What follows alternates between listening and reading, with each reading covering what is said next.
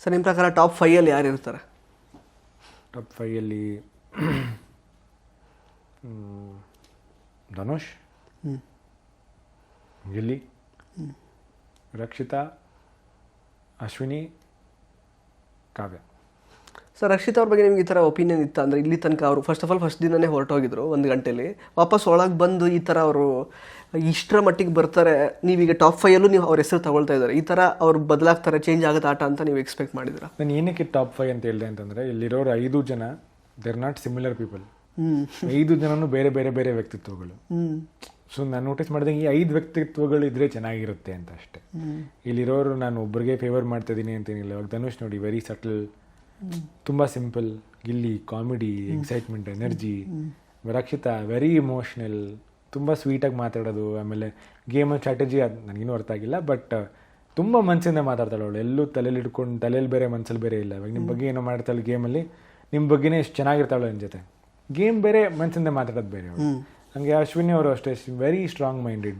Physical task ಅಷ್ಟು ಎಷ್ಟು ಚೆನ್ನಾಗಿ ಆಡ್ತಾರೆ ಅವರು. So these are all different varieties. ನಾನು ಅಷ್ಟೇ ಇವರೇ ಹೇಳ್ತಾರೆ ಆ ಥರ ಏನಿಲ್ಲ. ನನ್ನ ತಲೆಯಲ್ಲಿ ದೀಸ್ 5 ಡಿಫ್ರೆಂಟ್ ಕ್ಯಾರೆಕ್ಟರ್ಸ್ ಇದ್ದಾರಲ್ಲ, ಇದರಲ್ಲಿ ಒಬ್ರು ಇರ್ಬೋದು ಅಂತ ಅನ್ಸುತ್ತೆ ಅಷ್ಟೇ. ಸರ್ ಸಾಕಷ್ಟು ಸೀರಿಯಲ್ಗಳಲ್ಲಿ ವಿಲನ್ನು, ವಧುವಲ್ಲಿ ಹೀರೋ, ಕೋಟಿಯಲ್ಲಿ ವಿಲನ್ ಆಗಿದ್ರೆ, ಮತ್ತು ಈ journey Bigg Boss journey, so ಏನು ಅಂದರೆ ಏನೆಲ್ಲ ಎಕ್ಸ್ಪೀರಿಯನ್ಸ್ ಪಡ್ಕೊಂಡಿದ್ದೀರಾ? ಮುಂದೆ ಏನು ಲಕ್ಷ್ಯ ನಿಮ್ದು ಏನಿದೆ actually?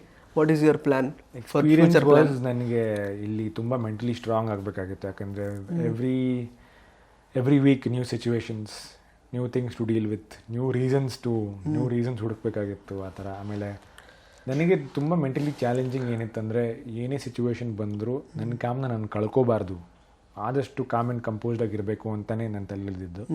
I think I portrayed that almost. ಅದನ್ನ ಸೈಲೆನ್ಸ್ ಅಂತ ಅನ್ಸಿದ್ದು ಏನೋ ಗೊತ್ತಿಲ್ಲ. ಐ ಫೆಲ್ಟ್ ಆ ಮನೇಲಿ being silent or being calm is a big strength.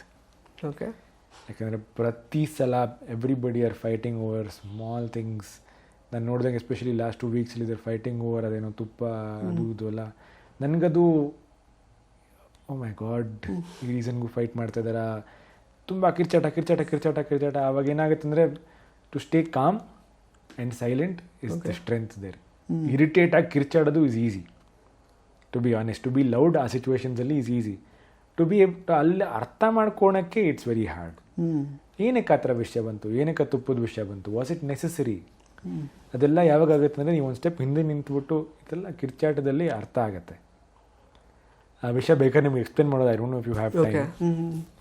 ಬೇಡ ಎಕ್ಸ್ಪ್ಲನೇಷನ್ ಬೇಡ, ಬಟ್ ಅದೇ ಒಂದು ಸ್ಟೆಪ್ ಹಿಂದೆ ನಿಂತ ಗೊತ್ತಾಗುತ್ತೆ. So clarity over chaos. ತುಪ್ಪದ ವಿಷಯಕ್ಕೆ ಅಲ್ಲ, ತುಪ್ಪದ ವಿಷಯ ಆಗಲಿ, ಆಲೂಗಡ್ಡೆ ಯಾವುದೇ ಜಗಳ ಆಗಲಿ, ಒಂದು ಹಿಂದೆ ಬಂದಾಗ ಯು ವಿಲ್ ಅಂಡರ್ಸ್ಟ್ಯಾಂಡ್. ನನ್ನ ಪಾಲಿಸಿ ಅದೇ, ಕ್ಲಾರಿಟಿ ಓವರ್ ಕಿಯಾಸ್.